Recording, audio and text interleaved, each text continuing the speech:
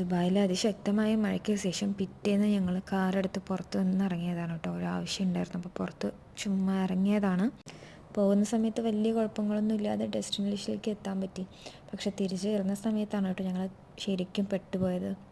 ഞങ്ങൾ ഒരുപാട് ദൂരം വന്നു ഒരു റോഡിലൂടെ, പക്ഷേ പകുതി എത്തുമ്പോഴേക്കും ഇതായിരുന്നു അവസ്ഥ.